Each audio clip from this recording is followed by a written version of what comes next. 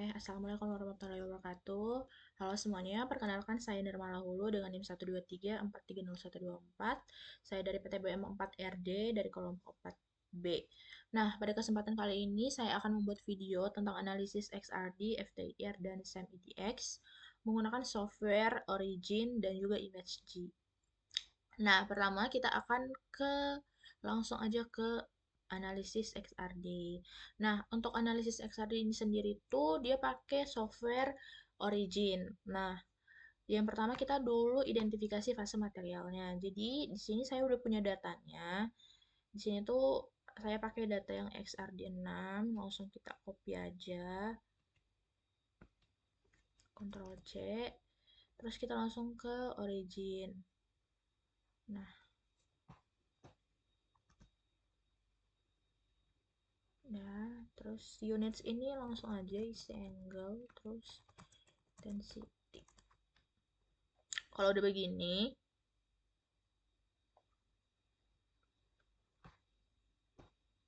ini tuh di plot, terus buat line. Karena kita mau buat grafiknya. Nah, ini grafiknya udah terbentuk. Kenapa gini? Ini grafiknya udah terbentuk, cuman dia tuh masih banyak noise kalau bisa kita lihat. Jadi, karena dia masih banyak noise, harus kita smoothing dulu. Caranya itu ke sinyal processing, smooth, kemudian open dialog.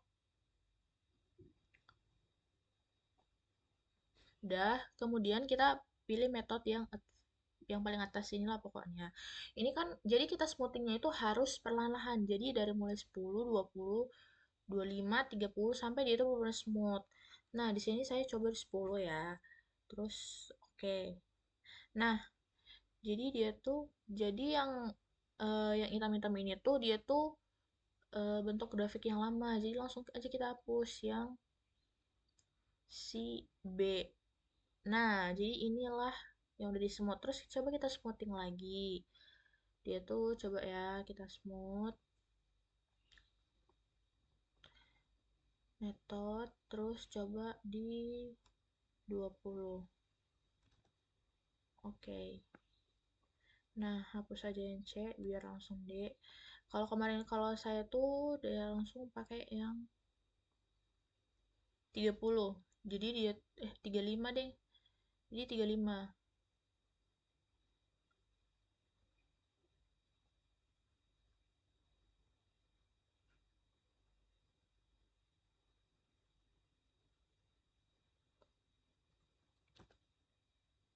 Jadi nggak boleh langsung gitu guys. Jadi harus satu-satu. Nggak boleh dari 5 langsung lompat ke 30. Nggak bisa.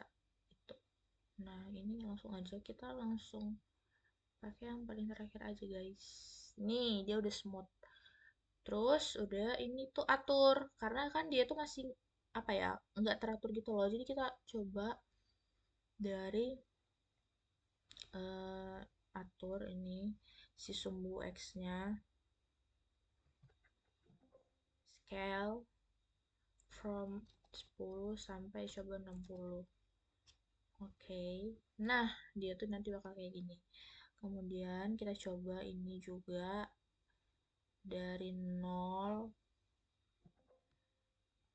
yang untuk sumbu Y-nya dari 0 sampai coba 800. Nah, dia tuh bakal kayak gini. Kemudian kita tuh bisa banget atur biar dia tuh kayak lebih tebal lagi gitu loh. Nah, bisa banget. Udah, kalau udah gini, ini tuh kita atur dulu. Sorry, sorry. Ini tuh bisa kita atur yang sumbu X-nya itu jadi wait,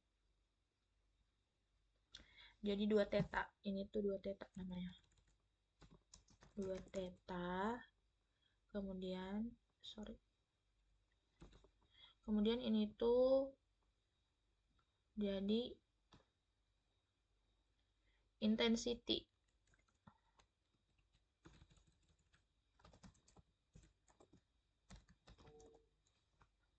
City titik U. Dah, terus ini tuh ubah karena kan kita mau identifikasi ini tuh datanya kan si hidro hidroksiapatid atau HAP. Dah. Nah, kalau udah gini kita tuh identifikasi tiap puncaknya ini. Dia tuh apakah termasuk apa sih? Dia tuh memiliki kandungan hidroksiapatid gak? Jadi acuan data kita tuh adalah kita tuh udah dikasih data ini. Nah, ini hidroksiapatid. Jadi itu tuh kita lihat intervalnya terus HKL-nya. Misal saya kasih contoh, kita tekan dulu yang ini. Kita ngelihat sumbu X sumbu Y-nya. Nah, sumbu X-nya ini kan 31,829 ya. Terus kita lihat, dia tuh mendekati yang di mana? Nah, ternyata dia tuh mendekati yang intervalnya 100, yaitu 31773. Jadi, kita tulis HKL-nya itu 211. Nah, tulis. Udah gini, ambil teks 211. Dah, terus dia buat dia kayak gini. Nah, terus kita tuh bisa banget nandain kalau misalnya dia hidroksiapatid, ujung puncaknya itu kita kasih ini bisa banget. Nah, kayak gini. Terus boleh lanjut lagi ke selanjutnya.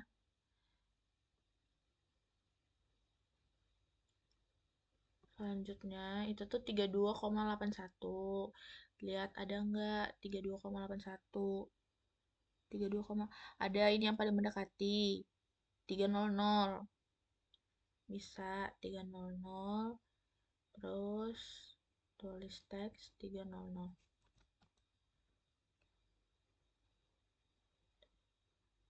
Nah, buat kayak gini. Karena kan dia itu termasuk hidroksiapatid. Jadi,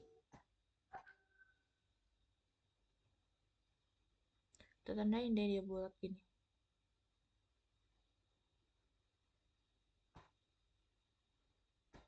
Gini. Demikian juga kita coba yang paling kecil. Coba yang ini ya. Ada nggak dia termasuk 42007? Coba 4200. Ada deh yang ini. 00710. Coba 311. Jadi itu sebenarnya aku udah buat, cuman ini tuh lebih ke cara kerjanya aja sih. Apa sih alur pengambilan datanya? Karena kalau di tag semua tuh satu-satu, ini kan tiap puncak ya, dan bakal makan waktu lama buat tag videonya. Makanya aku tuh sebenarnya udah buat grafiknya. Cuman di sini tuh aku lebih menjelaskan bagaimana tutorial cara pengambilan datanya, cara membuat grafiknya di Origin gitu. Dah, kalau udah gini, ini kan bilang udah terbentuk kan. Jadi nanti itu kalau udah semua, dia tuh bakal kayak gini, guys. Bakal kayak gini. Wait. Nah, dia tuh bakal kayak gini. Ini udah aku tandain satu-satu, bener satu-satu, udah. Jadi dia tuh ya kalau kalian perhatikan itu ada yang persegi itu tuh nggak termasuk ke hidroksiapatid. Tapi sisanya itu akurat, itu termasuk ke dia tuh mengandung hidroksiapatid gitu. Nah, ini yang udah aku buat. Nih, ini yang udah aku buat tadi.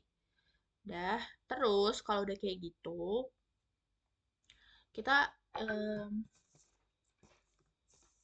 wait.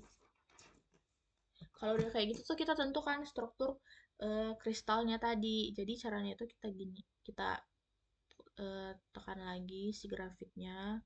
Sorry. Terus analisis lagi. Terus fix and baseline, pick analyzer, open dialog, kemudian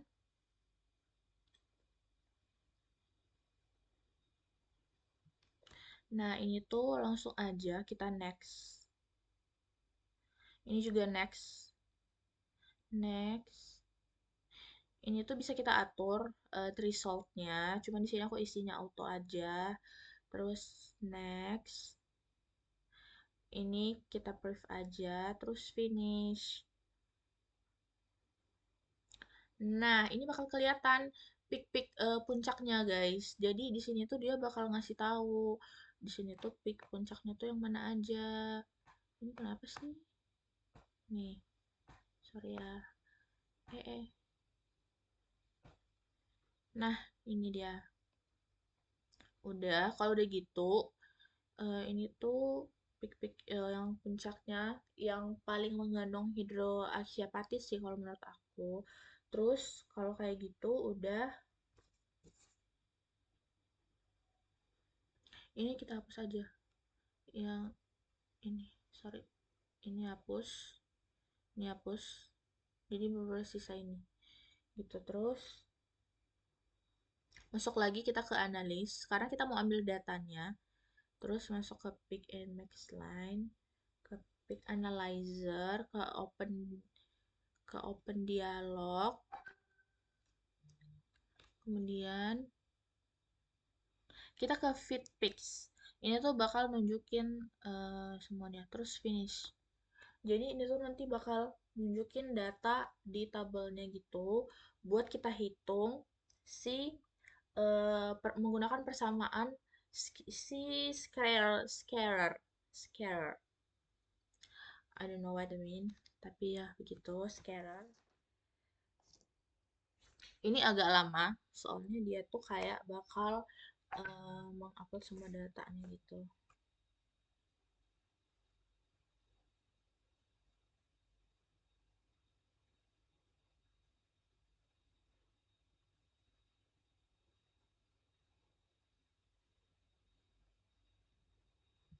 Yes, ini yes aja.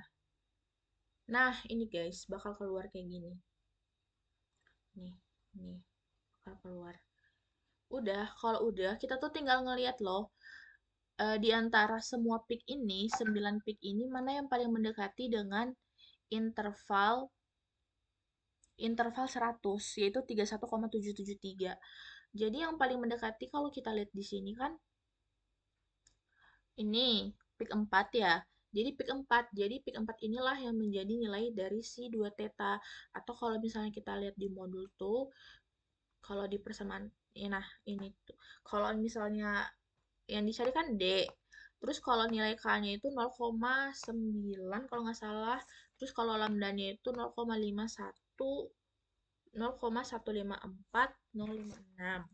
Kemudian kalau untuk buat nyari si tetanya ini, nah inilah pakai si XC tadi. Jadi XC itu adalah 2 teta. Jadi tinggal dibagiin aja 2 teta dibagi 2, nanti dapat nilai si tetanya. Nah, kalau untuk cari si betanya, jadi dia tuh pakai si ini, nilai ini. Kalau si betanya tuh pakai nilai si W. Kalau tadi kan theta pakai XC atau 2 theta. Kalau W ini dia tuh buat beta. Nah, cara ngitungnya itu adalah eh, W dikali PI dibagi 180. Jadi nanti bakal dapat betanya. Jadi nanti makanya kita dapat nanti hasil dari si persamaan scalarnya ini. Kalau udah kita bisa save aja grafik yang udah kita dapat. Ini si peak analisisnya, terus bisa kita save aja. Jadi cara save-nya itu bisa export graph, terus ya udah tinggal di okein aja gitu kalau memang mau. Nah, di sini kebetulan aku udah save juga, aku udah ada buat. eh, jadi ini data yang aku dapat. Ini sama juga pick 3. Kalau aku pick ya ini. Terus nih, ini grafik yang sudah final. Final grafik dari hasil analisis XRD yang dimana aku tuh tadi ngambil data yang XRD 6. Demikian untuk yang XRD. Kemudian kita lanjut ke yang FTIR. Oke, langsung aja new project.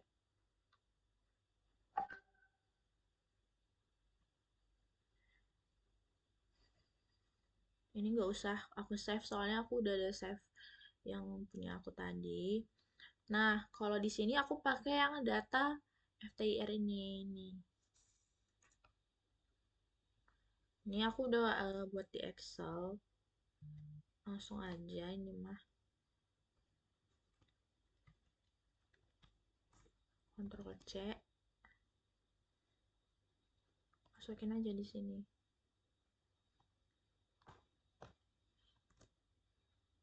Udah. Kalau udah, eh,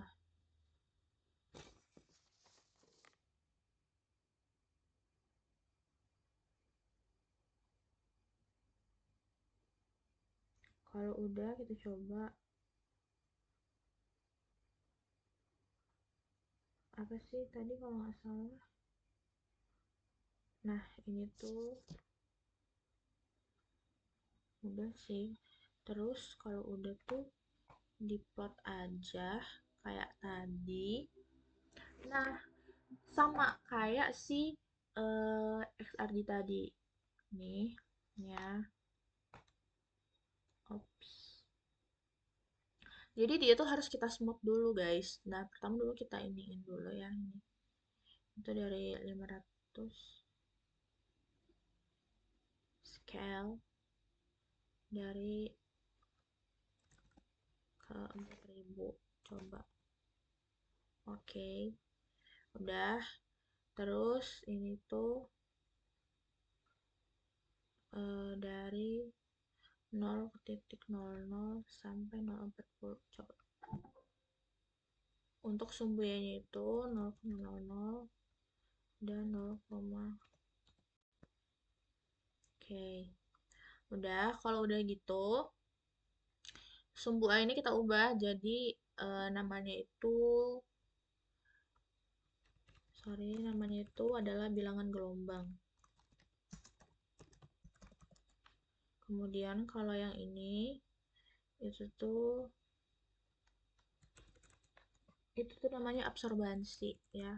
Dan dia dalam persen ya, absorbansi ini. Udah, kalau udah kita smooth lagi analisis sama kayak si ini tadi, XRD tadi, analisis terus ubah metodenya paling atas, ini ubah ke 10. Dah, ini juga bisa banget kita buat jadi 2. Nah, biar lebih tebal, terus bisa kita ini lagi, kita smooth lagi. Jadi biar eh, dia tuh lebih ini loh grafiknya. Ini 20, coba 20 satu. Nah, kayak gini. Terus hapus si C. Nah, ini tebelin lagi aja nggak apa-apa. Udah.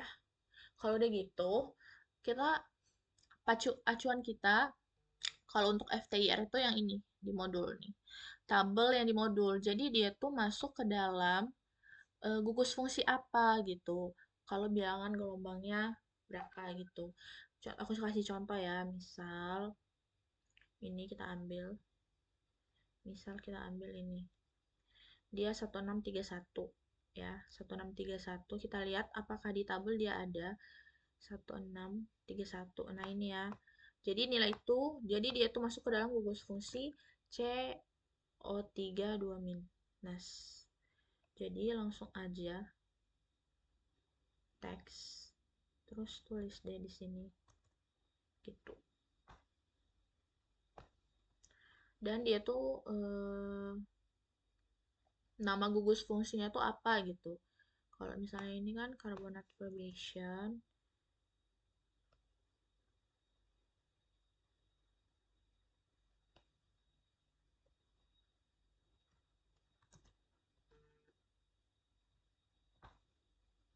Dah. Nah, kayak gini. Terus kalau udah tinggal di save aja. Jadi aku udah buat juga. Kalau di aku tuh kayak gini hasilnya. Aku udah buat untuk FTIR sendiri.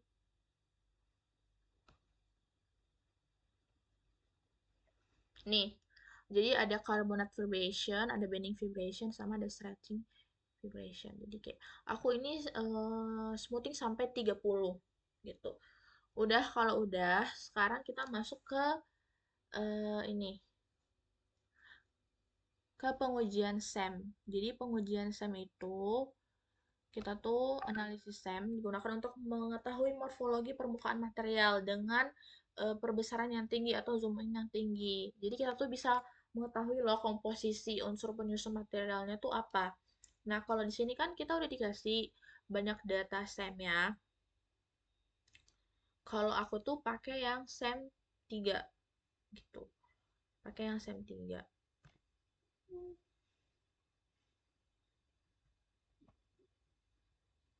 Sorry.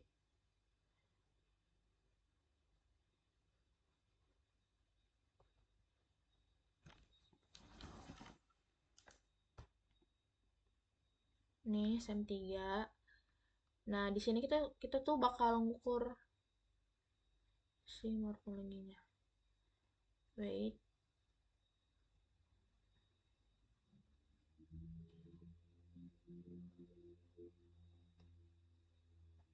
Kita coba pakai si image J ini ya. Image J. Nah, coba kita buka file, open, kemudian SEM 3 ya, aku coba buka SEM 3. Udah, kalau udah gini, coba ini tuh kalau ada tanda plus di keyboard itu tuh zoom in, kalau tanda minusnya zoom out. Kalau udah gini, langsung ke analyze, set scale. Di sini kita kan pakai nano. Jadi dari mikro ke nano itu kan 10.000. Udah, kalau udah gini oke. Terus Ctrl T.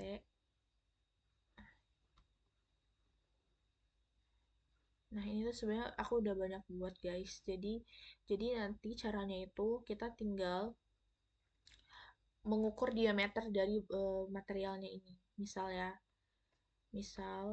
aku ambil contoh ini deh, ini. Ini ya. Jadi caranya itu kontrol. Kalau udah tarik gini, terus langsung kontrol M, kontrol T gitu.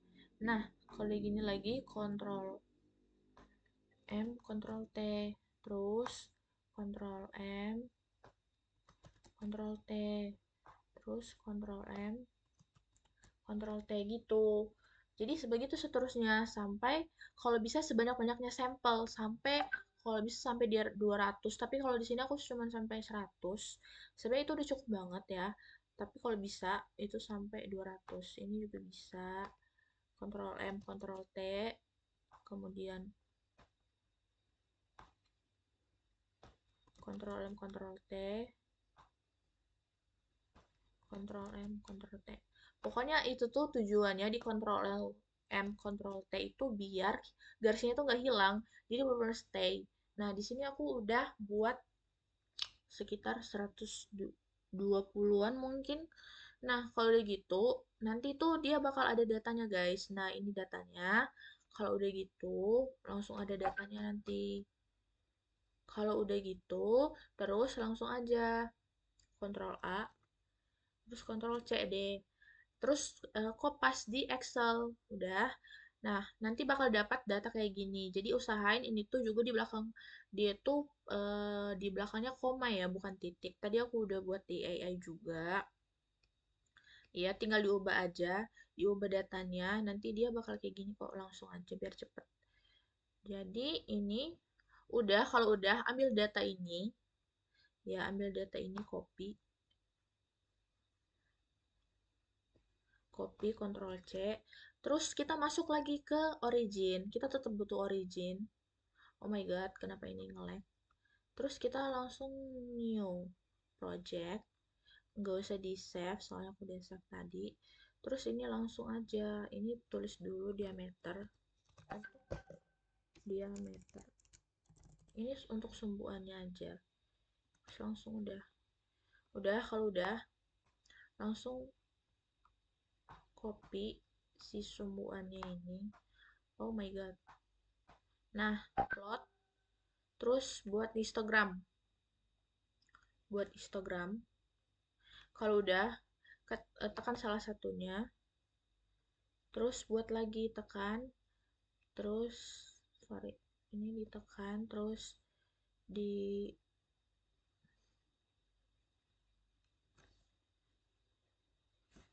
ini tuh setelah ditekan, sebentar ya teman-teman.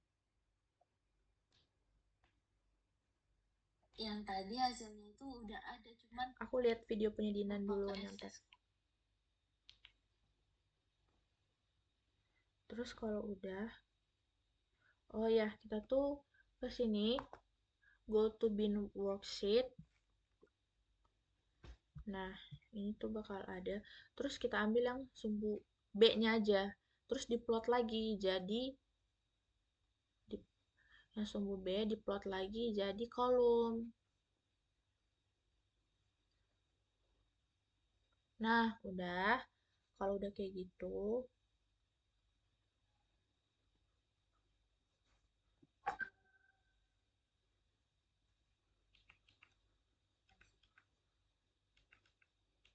Analisisnya jadi terserah picking dan pilih analisis itu dia ke